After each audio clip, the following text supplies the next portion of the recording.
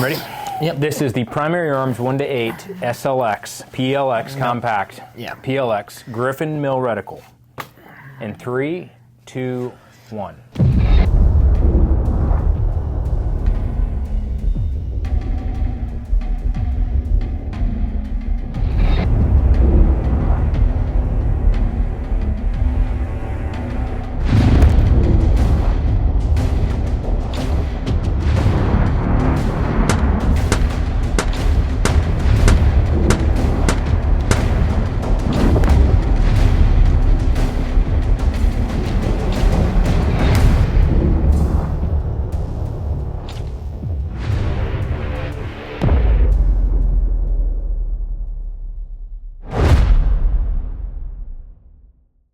Hey everybody, it's Eric and Roy. And on this Hatchet Cast episode, we're going to be taking a look at the Primary Arms 1-8 PLX Compact Griffin Mill Reticle. But before we get started, if you want to go ahead and hit that like and subscribe button, that really does help us out. It helps defeat the algorithm, and also another great way to support us. A lot of you have always asked, how can we help you guys and support you guys? What's a good way that they can do that? Jump over on our website. Come and train with us. Probably one of the best ways to support us. And you also benefit from something at the same time is take a class with us. We have red dot pistol classes. We have a clandestine carry, concealed carry class, our scope carbine, our general purpose rifle, and then everyone's favorite, Night vision. night vision. So, yeah. we have our ghost rigs on our website. We have our ghost or our map pouch. Yep. Is it called a ghost map pouch? Yeah, the GMP. Yep, GMP. So Yeah. ghost map pouch, other gear like hats, t-shirts, stuff like that. So jump on the website. That is the best way to support us. Let's go ahead and roll into the disclaimer. Yeah. Well, before that, a couple of expectations that you see out of this video is going to be some pros and some cons. Yeah. And then just our experiences that we've had with this optic. All right. As far as disclaimer-wise goes, this optic was not given to us by Primary Arms. This optic actually was given to us by AAA Gun and Ammo. It was purchased through them. So if you guys have anything or need anything, head over to gunandammoshop.com or shoot us a message or something like that. And we can kind of help you out with your gear. Yep. So, as far as like some specs and expectations and some pros and cons. Yeah. Let's get into it. Yeah, the good, the bad, and the ugly. So, Not a whole lot of ugly, I would say. all right, let's start off with the ugly. I'm just kidding. It's not an ugly optic. I think it's actually a very attractive looking optic. Yeah. As far as it being one of the things that are attracted to it is the actual physical size. Yeah. It is a 30 millimeter tube. We ran this its entire life that we've had it in a Reptilia Corp mount with the Reptilia Corp top dot system, where we've ran a aim point on top and then the Steiner MPS for the most part. Yeah. Steiner MPS is what's currently living on it. One of the cool things that I like actually about this scope, one of the pros is how low the turrets are. The turrets are very low. You can easily clear pretty much almost any dot that you choose to mount on it. Right. Very, very easy to do. You know, if you guys have followed the channel for a while, you know that Roy and I, we always advocate for the top dot with that passive aiming with your gas mask or shooting under night vision. It does make life a lot easier, and also a heads-up display. Yeah, just a heads-up display, just a lot of benefits behind being the dot on top. If you're running a 45, you know, you do you. We're not telling you to change. But we like it, and the nice thing that with this LPVO or this low power variable is it gave us that ability to do so without having to raise this optic up extremely high. Right. So, right. Yeah. And I mean, also with the looks of it, the knurling as far as the grip texture is really nice, and also the fact they included a throw lever in there is comes super with a throw nice. lever. Turrets are capped. Nice feature, but you do have the ability to change out your cap turret to an adjustable. Now, that being said, one of the cons to me is that we do have an adjustable turret there. Why not go ahead and throw like a zero stop in? If you're going to encourage people or give people that ability to really dial things, which we do dial things quite a bit. In our scope carbine class, we talk about it. We go over it quite often. How more precise that you can get by physically dialing out your dope. This one here that we have in the Primary Arms, it was in a mill reticle. It's the Griffin Mill. I think they call it an ACSS Griffin Mill reticle. Yep. So the turrets are also mil, so it's a 0.1 tenth of a mil on the adjustments. So I do like that they provided that turret cap to you, but it would have been really, really nice if they would have actually added some type of zero stop into it. Just a nice feature. Maybe in the future they'll come down the pipeline with that. Its overall size is definitely one of the big appealing parts to it. One of the reasons why I wanted to try this out was physically because of the weight. Right, the I weight. mean, and we're the looking size, at yeah. just under 17 ounces. So Wow. that's like, for as far as I know, in a category of this with a 1 to 8 power, that's like unheard of. Yeah, I don't know, but it is one of the smaller LPVOs Definitely, on for the sure. market. Yeah, definitely, most definitely. The overall length of it is just over 9 inches, so it's like 9 1/4. So it's not incredibly long. It fits quite well.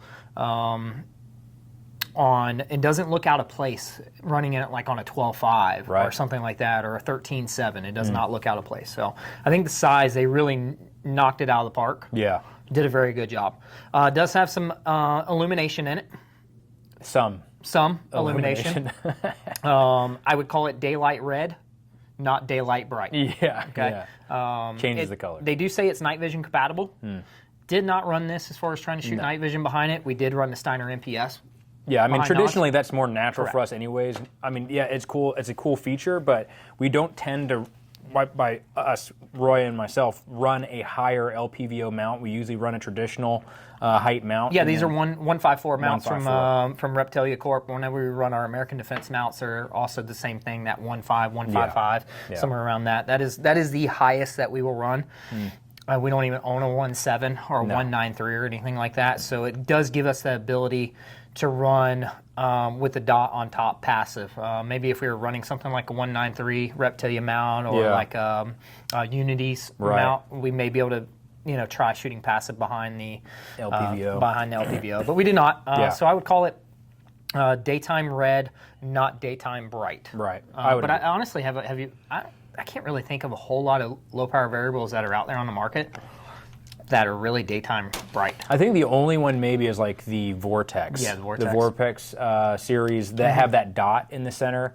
And I think Yeah, it they does had get a pretty really, bright. The single really- dot yeah. in the center, like Yeah. in the 1 to 6 Razor. Yeah, exactly. Yeah. The 1 to 6 Razor, which by the way is a pretty phenomenal scope. I do like that. But yeah, so not incredibly bright.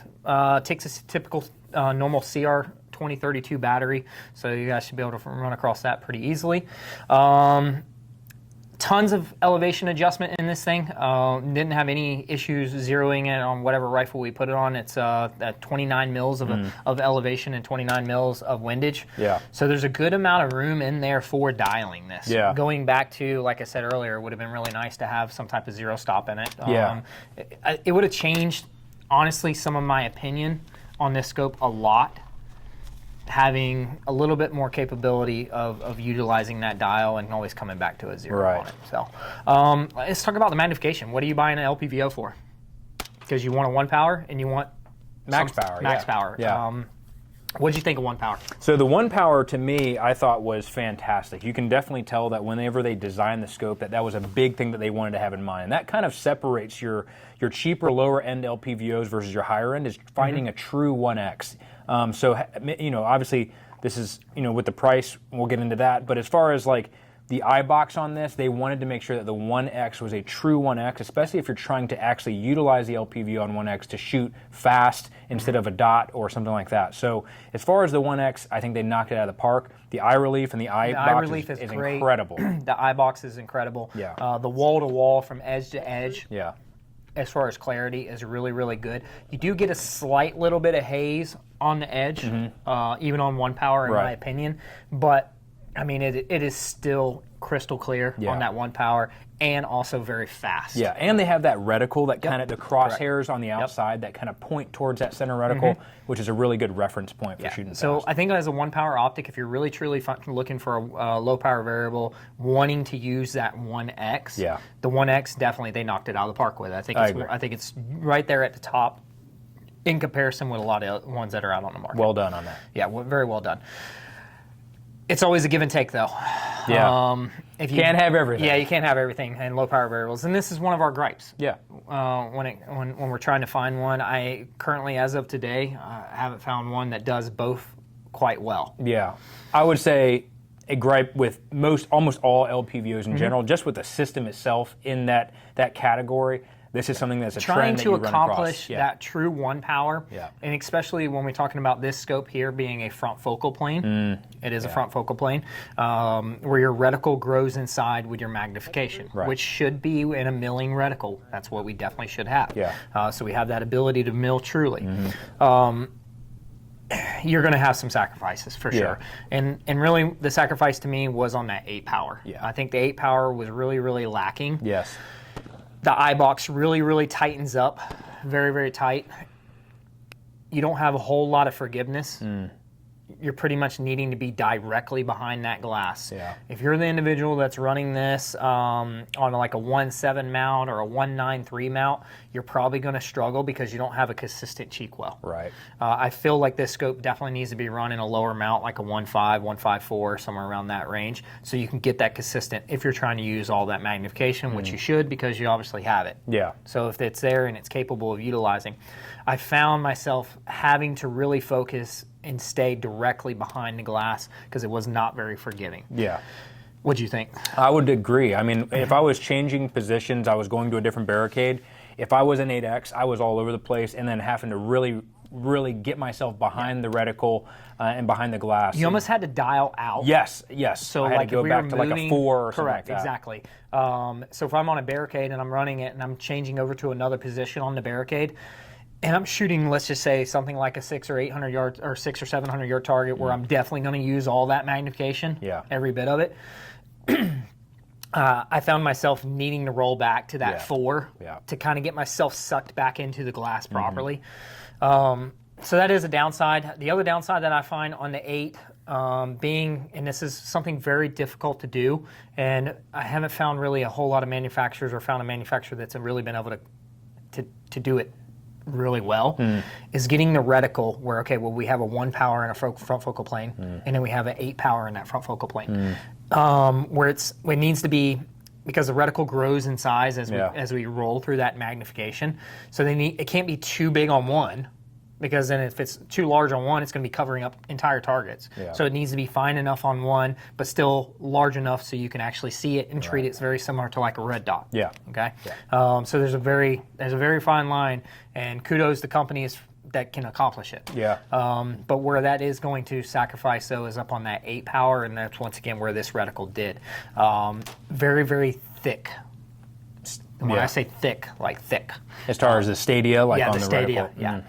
covering up targets. 500 full-size IPSC, 600 yards full-size IPSC, which are very capable of making with an AR-15 M4 platform. Yeah, but we do it in their scope carbon class. Do it all the time. Yeah. He would cover up the entire target. Very difficult to make out the target. I would also say within the Griffin Mill reticle, specifically for the PLX 1-8, the mill marks as far as what is numbered, there's a lot of mill marks, and so there's a lot of information specifically in the Griffin Mill reticle. There's a lot of windage dots, but it's every 5 mils is a number. So it'd be nice if it was like every 2. So like all my evens are numbered, so that way I can go in between my evens and odds. So what I would notice is when I was on max power or even on 6, if I was making a shot at distance and I had to hold a little bit of wind and it was in between 5 and 10 or whatever, I would lose that after I made that first shot, whether it was a hit or not, and I would still be able to see the splash and effects in my glass, but that reticle would jump enough where I would have to recount down all my dots and recount down because it wasn't having numbered. something with a little bit more reference. A little more reference, something instead of having to count out, having a physical number there would be nice. I think if you have a lot of information that's being provided by the reticle, then you need to have a little bit more information to kind of help with referencing. Yeah, I agree. If you have this type of reticle where you have the ability for windage holds and everything like that kind of come into place, and you're running a mill reticle, you should be able to do a little bit of precision work with it. And it does make it a little bit more difficult. Almost in this particular glass, I almost feel like it's a little bit too much going on in it. Wouldn't you agree? Yeah, I agree. So I think the reticle possibly could be simplified just a little bit. That really doesn't have a whole lot to do with the actual magnification. No, it could be different if the different reticles, the same glass, maybe the different reticles. Different reticles or something like that. To me, this particular reticle, I'm a huge fan of mill reticles. That's pretty much all my glass. I don't own any glass without a mill reticle in it. But I do feel like this one was slightly a little busy. Yeah. Now, where it became a little bit more usable to me, now this is matter of opinion, and once again, this is going back in the way I felt utilizing this. This glass did have a sweet spot, and I honestly feel like the reticle obviously complemented in that range too, was not at the top. I felt like it was like in that 6 power, that 5 to 6 is probably where I found myself running this optic most of the time. I would agree. Not necessarily utilizing 8 all the time to shoot with, maybe using 8 to actually identify something or see something, but not shooting, rolling it back out to 5 or 6. The reticle starts to get a little bit finer. It's not quite as thick. To me, it became a little bit easier to read in that range. And then also the glass was a little more forgiving. That eye box was not so tight. And if I'm under recoil and I'm firing multiple shots and the gun's moving a little bit because I'm in a very unstable position and I'm not able to be as grounded as I would like to be, I was able to get back on target significantly faster. Yeah, I would agree with that. I mean, the other thing is going back out of 8 power, I would zoom in just to kind of look at something, maybe read the winds or what the grass or the environment's doing at target, then go back out to sometimes 4 to 6 within that range, and then also having that outside stadia kind of pointing towards my reticle, a lot bigger eye box and a lot more forgiving. Correct, exactly. So I was very happy running it in that 1 to 6 range, and then kind of utilizing the 8 to, like what Eric said, reading wind at target and then kind of rolling back. I think it's a great optic. Yeah. I really do. I think there's a little bit of a training curve with it. I agree. Actually, I would say a relatively larger training curve. Yeah. I don't find that this particular optic would be best fit for a newer user. No. I think you need to have a lot of time behind glass. I think you need to have a lot of time behind mill reticles. Yeah.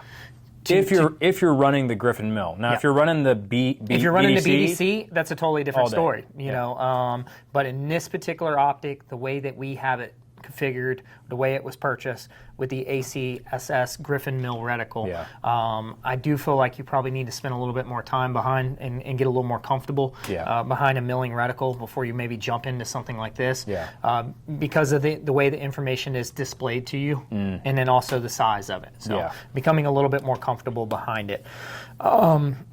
Little, you know, that you can take that as a con, you can take it as a pro, you can take it out however you want. It's not really a knock on it. I do think it's a phenomenal piece of glass.